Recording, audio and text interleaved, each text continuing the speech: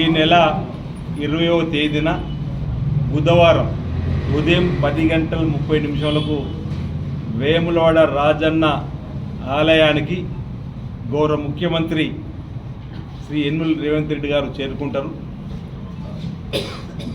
రాజన్న సిరిసిల్ల జిల్లాలోని పలు అభివృద్ధి కార్యక్రమాల ప్రారంభోత్సవానికి, శంకుస్థాపన కార్యక్రమానికి వివిధ కార్యక్రమాలని రూపకల్పన చేయడం జరుగుతుంది.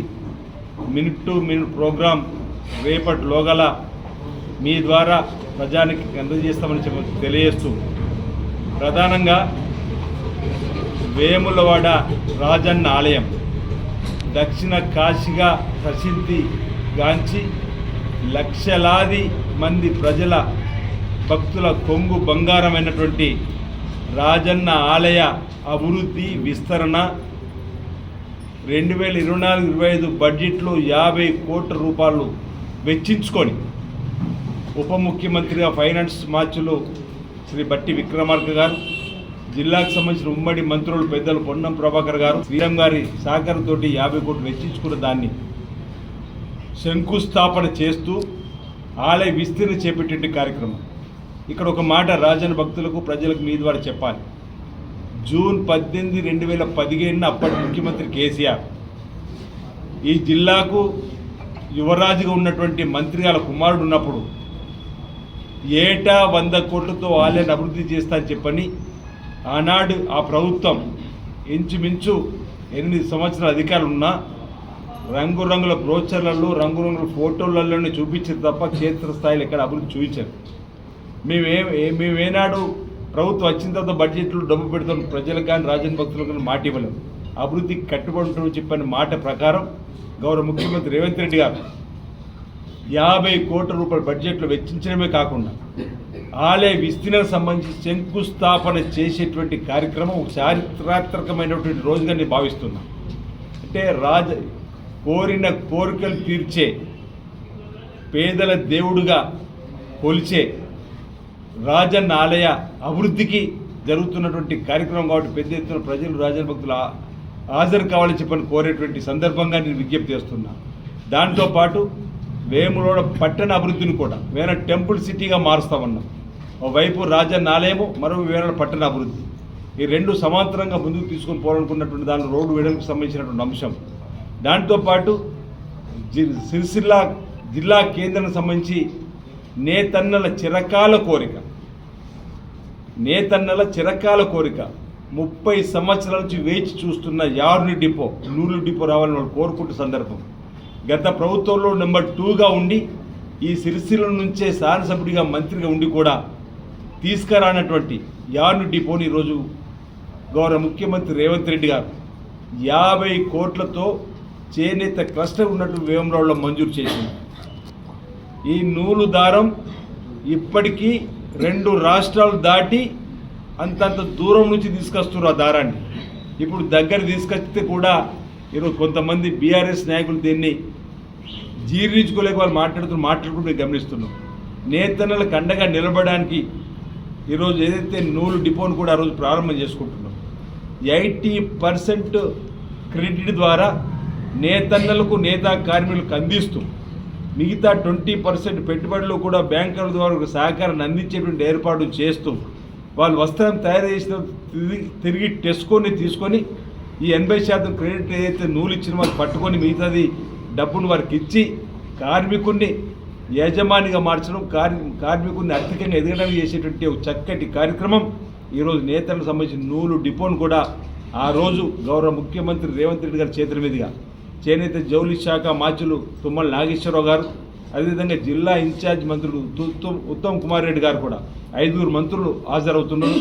కొండ సురేఖ గారు, అదేవిధంగా పొన్నం ప్రభాకర్ గారు, శ్రీధర్బాబు గారు, ఈ అందరూ పెద్ద ఎత్తున ఈ కార్యక్రమం జరగబోతుంది. దీంతోపాటు రాజన్న సిరిసిల్ల జిల్లా కేంద్రంలో గత శాసనసభ ఎన్నికల్లో పోటీ చేసిన అభ్యర్థిగా ఇన్ఛార్జిగా ఉన్నటువంటి మహేందర్ రెడ్డి గారు కూడా కొన్ని ప్రతిపాదనలు ఇవ్వడం జరిగింది. వాటిని కూడా నాకు తెలిసిన మటుకు 1-2 ఏదైతే ప్రధాన అంశాలు ఉన్నాయో వాటిని కూడా మంజూరు చేయడానికి అవకాశం, స్కోప్ కనిపిస్తూ ఉంది. అది కూడా రాగానే చెప్పేట కార్యక్రమం చేస్తాం.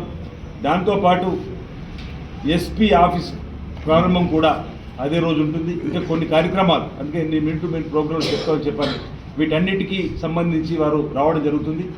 నేను రాజన్న సిరిసిల్ల జిల్లా ప్రజానికానికి, నేతన్నలకు, రైతన్నలకు, మహిళాతన్నులకు, యువకులకు, రాజన్న భక్తులకు విజ్ఞప్తి చేస్తున్నా, మీరందరూ కూడా బుధవారం 20వ తేదీ 10:30 వరకే రాజన్న ఆలయ పరిసరం ఉన్నటువంటి బహిరంగ సభ వేదిక వద్దకు వచ్చి ఆ సభను విజయవంతం చేయడం ద్వారా, ఆ సభా వేదిక ద్వారా మన జిల్లాను అన్ని రంగాల ముందుకు తీసుకొని పోవడానికి ఉపయోగపడే వేదికగా మలుచుకుందాం, మార్చుకుందాం. గౌరవ ముఖ్యమంత్రి గారికి మన ప్రాంత సమస్య చెప్పుకోవడానికి కోసం ఉంటుందనే మాట ఈ సందర్భంగా చెప్తూ అందరూ రావాలని సందర్భంగా ఆహ్వానిస్తూ, ఈరోజు సిరిసిల్ల నియోజకవర్గం సంబంధించి ముఖ్య కార్యకర్తలు, నాయకులు, మా మండల ప్రెసిడెంట్లు, బ్లాక్ ప్రెసిడెంట్లు, జిల్లా రాష్ట్ర స్థాయి నాయకత్వంతో మాట్లాడడానికి కోసం ఇక్కడ ఏర్పాటు చేసుకుంటున్నాం సమావేశాన్ని. రేపటి రోజు కూడా మీ ద్వారా నేను విజ్ఞప్తి చేస్తున్నా, రేపు ఉదయం 10 గంటలకు వేములవాడలో రాజన్న సిరిసిల్ల జిల్లా స్థాయి కాంగ్రెస్ పార్టీ సమావేశాన్ని కూడా మరొకటి ఏర్పాటు చేయడం జరిగింది. దీనికి ముఖ్య అతిథిగా పెద్దలు పొన్నం ప్రభాకర్ గారు, బీసీ సంక్షేమ శాఖ మార్చులు వస్తున్నారు. అదేవిధంగా చొప్పదండి శాసనసభ్యులు మేడిపల్లి సత్యం గారు, మాడకొండూరు శాసనసభ్యులు కమ్మపల్లి సత్యనారాయణ గారు కూడా రావడం జరుగుతుంది. ఇటీవలనే నిరంతర చైర్మన్ సత్యనారాయణ గారు కూడా, అదేవిధంగా వేదికైన పెద్దలు కూడా రావాలని, ఆ కార్యక్రమం ద్వారా కూడా 20వ తేదీన సభను ఏ విధంగా విజయవంతం చేయడానికి తీసుకున్న ఏర్పాట్ల కోసం కూడా ప్రయత్నం జరుగుతుంది. కూడా ఆ సభను రేపటి రామని ఈ సందర్భంగా నేను ఆహ్వానిస్తూ, మరో అంశాన్ని సందర్భంగా 18 జూన్ 2015 ఏటా 100 కోట్లు రాజన్నాలకి ఇస్తానని చెప్పని రాజన్న ఆలయానికి అనాపైస ఇవ్వలే శటకోపం పెట్టిండు దేవుడికి కేసీఆర్ గారు, కేటీఆర్ గారు.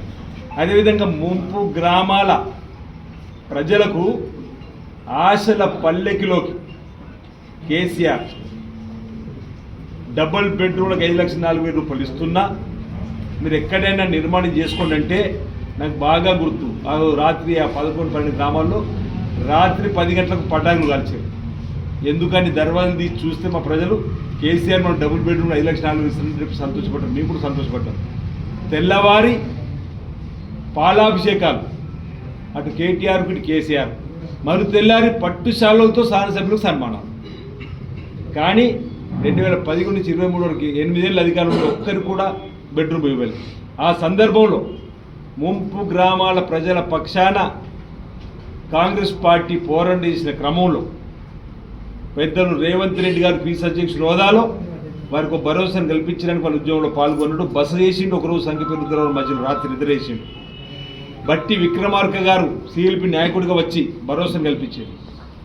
పెద్దలు పొన్నం ప్రభాకర్ గారు, శ్రీధర్ బాబు గారు ఇప్పుడు మంత్రులు ఉన్నటువంటి, అడ్డు లక్ష్మణ్ కుమార్ గారు విప్గా ఉన్నటువంటి పెద్దలు ఎమ్మెల్సీ జీవన్ రెడ్డి గారు, ఈ విధంగా అందరం కూడా ముంపు గ్రామాల ప్రజలకు అండగా నిలబడి ప్రజా ప్రభుత్వం ఇందిరమ్మ రాజ్యం రాగానే మీకు ఇల్లు ఇచ్చేటువంటి కార్యక్రమం చేస్తున్నానని ఇచ్చిన మాటకి ఈరోజు కట్టుబడి, ఏదైతే 20వ తేదీన ఉదయం 10:30 వేమనోడకు వస్తున్న రేవంత్ రెడ్డి గారు, మరి మనం ఇచ్చిన మాట ప్రకారం ముందుకు పోవాలని చెప్పండి.